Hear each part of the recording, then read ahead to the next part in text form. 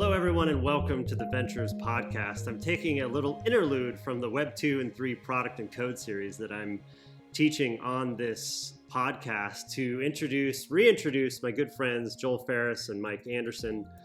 Three of us, along with one of Joel's colleagues, are going to be participating in a webinar on March 7th at 4 p.m. Pacific time on the Internet of Places. And so if you're curious about the future of work, the future of cities, the future of how humans are going to be interacting in spaces that bridge digital and physical, this would be a great webinar for you. So in the show notes, you can go register and get the free link to the video webinar.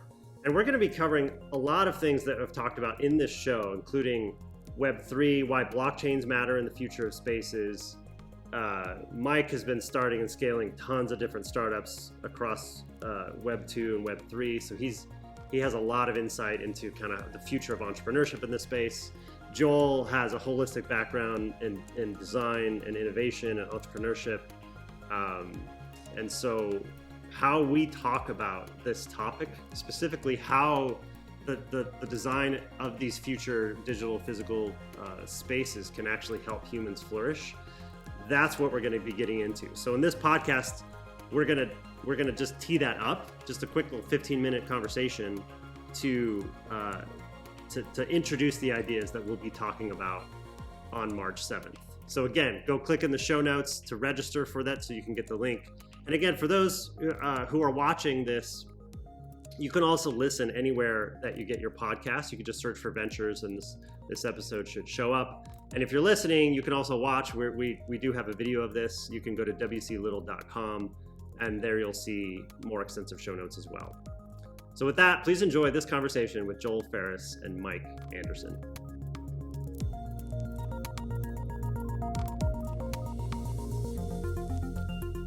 All right, Joel, Mike, welcome to the show. Thanks for having us. Thanks for having us. Really, really great to have you back. We have a very exciting upcoming Internet of Places seminar, webinar on March 7th that I'm delighted to be able to share and talk more about. So this is a quick promo episode. Joel, would you mind teeing us up? What are we up to here? Yeah, so we've all been having this conversation for a few years now about the convergence of the digital and the virtual and the physical and how these worlds are coming together and colliding. And I am especially excited to unpack this with you two, given this, the time and level of energy you've invested those last few years in the world of Web3, starting new DAOs, thinking about blockchain technologies and the promise for everything from healthcare to self-sovereign identity to NFTs and crypto. And right, so there's a really fascinating conversation here, and as well in the built environment, in the world of architecture, and as we're talking about the future of work, as we're talking about urban centers and urban cores as it relates to population density coming out of the pandemic, how we think about revitalization of urban cores, how we think about the commercial real estate industry, right? And what I want to do is connect these two conversations. I think there's a lot of really interesting confluences here that could be unpacked. Just a few years ago, in our design labs at Gensler, we facilitated a new ventures program as part of our, ongoing incubator of new ideas and services. And one of the things that came out of that was a speculative design project around the haptics or the emerging haptics of the built environment. How do we think about this trajectory of, analog to digital touchscreens to VR and just XR in general? And what's kind of the next evolution of that and how we interface with the world around us, right? We often talk about Web3 made, the world digital, and Web3 is making the digital in the world. And how are these things going to continue to emerge as experiences for users, for people? And so we've been thinking about this and thinking about what would it look like if a real estate developer, for example, decided to go all in on Web3? What would that business look like? Would they establish a DAO instead of a S corp, right, as the entity? Would they, instead of traditional leases, negotiate smart contracts on chain that are tied to tokens? Would there be a purpose-built trust in which this DAO exists to ensure that the community is benefiting from the value of the tokens themselves. Would occupants and tenants of this building be incentivized through the use of POAPs, right, and other place-based or tethered types of tokens or collectibles or NFTs as they relate to place? Could NFTs be the digital twin of every piece of material in that building itself, traded on the market with a dividend kickback to tenants, right, as a part of the DAO? I'd love to hear your thoughts on all of that. What do you see as possible emerging use cases in the overlap of Web3 technologies and the built environment, specifically as it relates to commercial office spaces and real estate? Mike, Super easy. Why don't I go thoughts? first? Yeah. Yeah, go for it. Sounds good. So I remember being a kid and going and seeing the House of the Future at Disneyland. You get to see all the things that didn't exist yet, and it let your imagination open up. And I feel like that's the exercise we're doing here. Right. And so what is possible, right? And so we have this idea that digital and physical are merging. Like your phone, this is a great example of bringing the internet with you wherever you're at, the location, it's got an eye, it's got an ear, it's got a brain. It's really augmenting each one of us. The first set of companies like Uber and these sorts of companies really took advantage of that and grew off that platform. Well, now blockchain allows us to be able to make representations of physical objects on a digital space. So it's bringing a whole set of tools, kind of like mobile, that will probably be used in a lot of cases in commercial buildings. And so I actually have I have a friend right now who has been working through how to merge the physical legal system to the on-chain legal system, because that's where the most friction is right now. And he's been setting up the ability to tokenize securities, where he started with a $100 bill, and then they bought one condo that they securitized on chain, and now they've bought one apartment building. And so they're in this process of being able to do all the legal work that needs to be done to be able to bring a commercial building of some sort on chain, so that ownership can happen that way. And their goal is to be able to enable tenants, people who are renting, to be able to start building equity towards buying one of these units. So it becomes a way for a apartment building to be able to bring in good renters who want to invest in the place for the long term, but then also turn that into a real estate business. I think we're going to see the same thing happen with commercial tenants of all sorts, even down to, I could see the key being an NFT by itself. So you can go everywhere from how do we finance this thing, how do we incentivize tenants, to how do you open the front door. All those things are possible today. Yeah, I love that. Super interesting. The future is here. Yeah, I mean, just growing up, right? The stories of Tron, Snowcrash, ReadyPlayerOne, Inception, Matrix, questioning reality, right? There's more and more of us over the last 20, 30 years, 40 years that have been thinking about this. What is reality? You know, what is real? Is it any less real if I spend most of my time in AR, VR, XR, or whatever? And then, but here's the thing: why does it matter that the digital and the physical are coming together? Why does it matter to think about the heuristic of the Internet of Places? And there's two things that come to mind for me. One is that there are still lots of people suffering in this world, and not just in the developing world. The mental health epidemic, I mean, it's really bad out there. And so if we as entrepreneurs, as designers, as thinkers, as operators of companies, as investors, can orient everything that we do toward actually helping human beings, it feels like we got a lot, plenty of white space there to get after it. And the second thing, as it relates to this conversation more directly, what's the big deal with blockchains? Here's what I think. There's just a lot of bullshit out there, a lot of lack of transparency, a lot of corruption. What blockchains give us is a transparent ledger of ownership of a thing. And that's right now digital things like money or these non-fungible tokens. But a public ledger that people own a thing or are transacting a thing, we're just at the very beginning of why that's so powerful. So yes, I think the future real estate developers are going to think about, okay, how maybe I can orient humanity toward good by avoiding corruption and promoting transparency in this public ledger of this stuff. And that implicates itself through money, through the smart contracts for the rental things, through interesting use cases for utility behind digital twin of physical things. I mean, even in that, right? Every question, right? Because I've been investing in this space for 6, 7 years now. Every question comes down to, why is that valuable? Where's the utility? How is this not just another Ponzi scheme and actually not helping humans flourish? So I'm curious to give the mic back to you, Joel. How are you thinking about this whole conversation in terms of how this is actually potentially very helpful for humanity? Yeah, that's a great question. I mean, I think that there's a significant conversation happening in the world of architectural design and real estate around what it means to own physical environments and ownership, property ownership in general, and property ownership being one of the major economic engines of our capitalistic economy.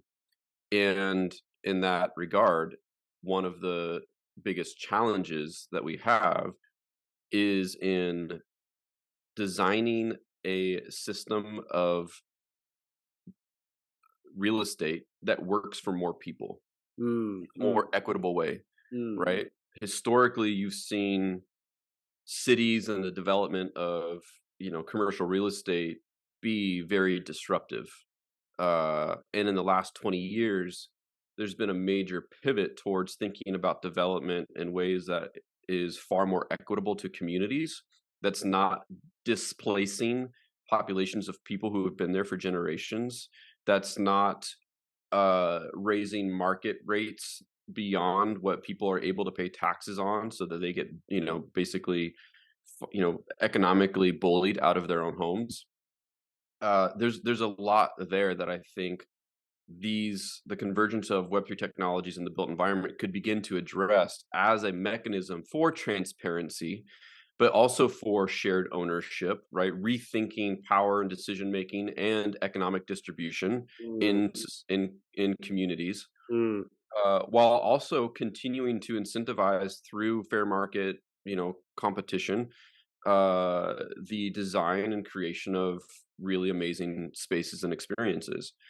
And so you look at what, for example, Microsoft is doing in Atlanta right now and building their campus there, the way that they've engaged the community, the way that they're designing for the community in the development of that workplace as a large corporate campus. Here in Seattle, right, thinking about the way that companies have really invested at street levels in terms of the amenities and the ways that community values being created through that amenity strategy. These are first initial steps, but I think there's a long way for us to go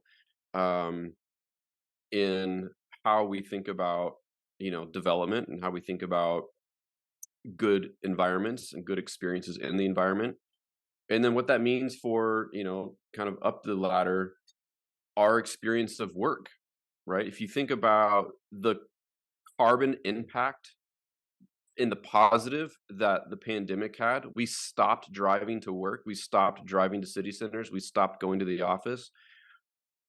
Almost 3 trillion tons of carbon were immediately negated because of that, right? And so what does it mean to be connected across places? How could we rethink proximity and rethink what geography means for our ability to access people and community and belonging and knowledge and learning?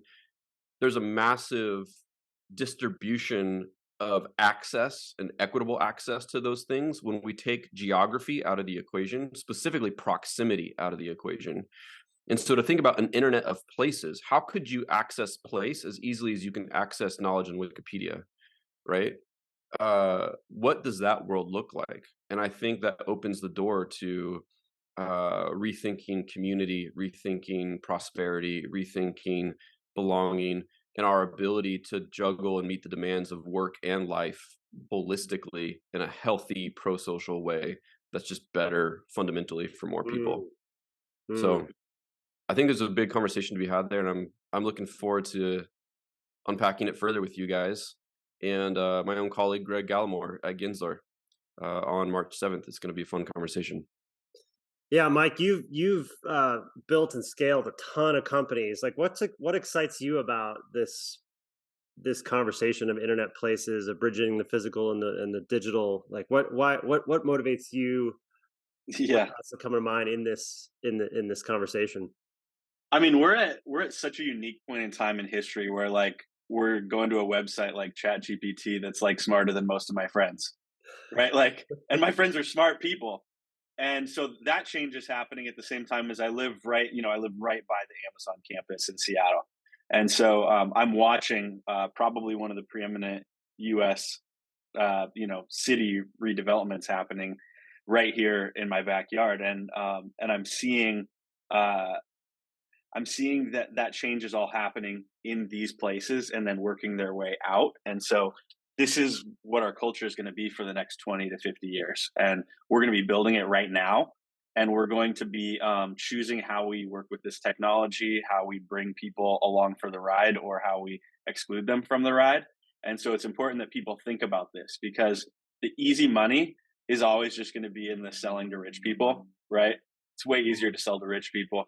How can we create a place that's better to be in, right? How can we, like, my personal opinion is that it's going to get more and more difficult to have a lot of square footage, for the regular person.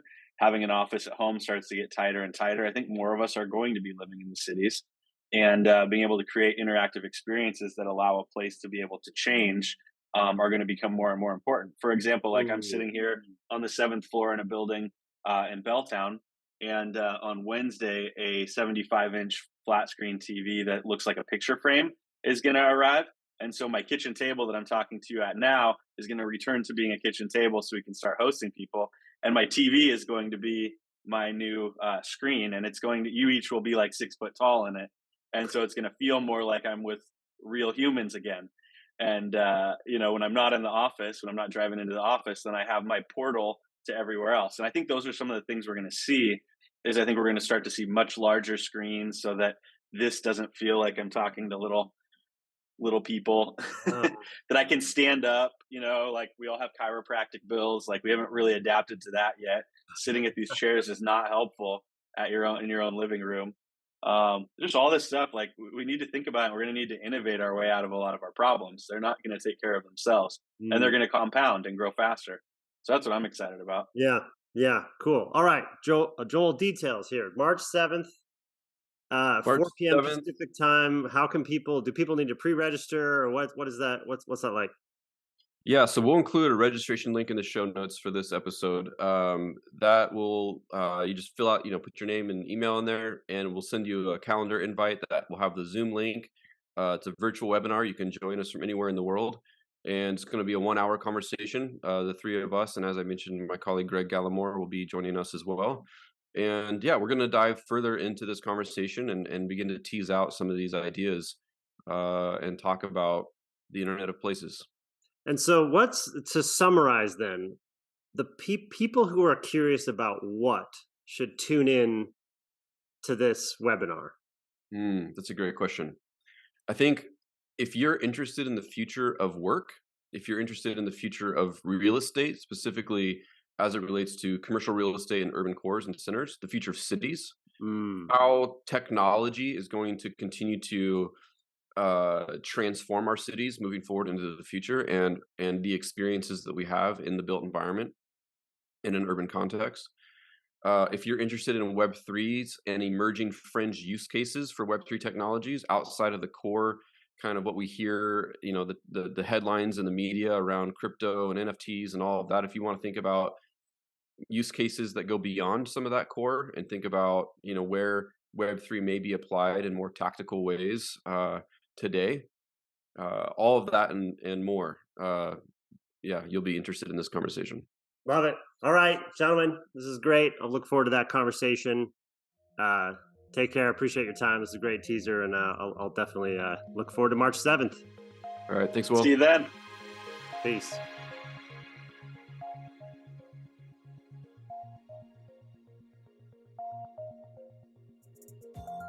All right, a couple quick things before you go.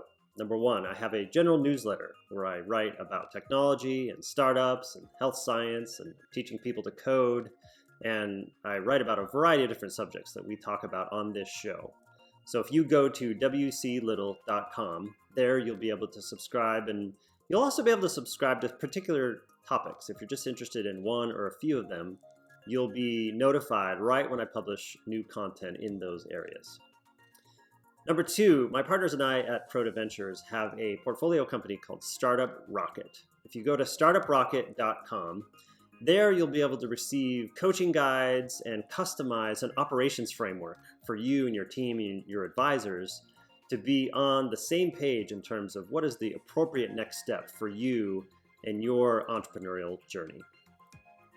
And finally, if you wouldn't mind leaving a review anywhere that you have listened to this podcast or watched this podcast, it would be super helpful to help those who might be interested in consuming this content as well. Thank you.